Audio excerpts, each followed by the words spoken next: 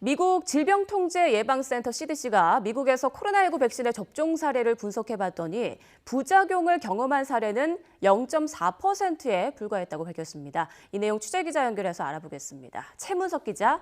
네, 국제부입니다. 네, 이번 미국 CDC의 발표만 보면 백신을 맞아도 괜찮을 것 같다, 안전할 것 같다라는 생각이 드는데요.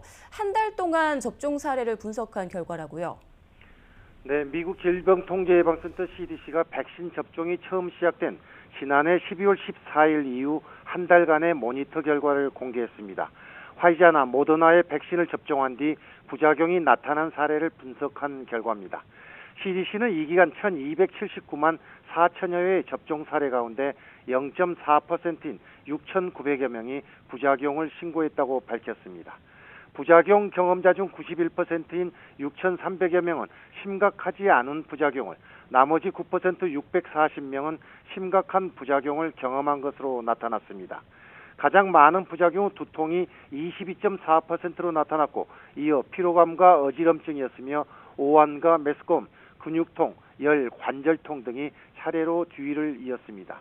심각한 부작용 사례 가운데 숨진 사람은 113명으로 이 가운데 65%는 장기 요양시설 입소자들이었습니다. CDC는 심각한 알레르기 반응의 경우 화이자 바이오엔테크 백신이 46건, 모더나 백신은 16건으로 모두 62건에 그쳤다며 이는 독감 백신과 비슷한 수준이라고 설명했습니다. 이처럼 심각한 부작용이 거의 발생하지 않은 상황에서도 미국 내에서 백신 접종에 대한 회의론은 여전히 지속되고 있습니다. 지난 9일 발표된 AP 설문조사 결과를 보면 미국인의 32%는 백신 접종을 하지 않겠다고 밝혔습니다. 바이든 미국 대통령도 백신이 안전하다는 점을 거듭 강조했다고요. 네, 조 바이든 미국 대통령이 현지 시간 19일 미시간주에 있는 화이자의 백신 제조 공장을 방문한 자리에서 백신의 안전성을 거듭 강조했습니다. 바이든 대통령은 이 나라의 모든 사람에게 전달해야 할 하나의 메시지가 있다면 백신은 안전하다라는 것이라고 말했습니다. 그러면서 자신과 가족, 지역사회, 나라를 위해서 백신을 맞으라면서 이것만이 코로나 사태를 이기는 방법이라고 강조했습니다.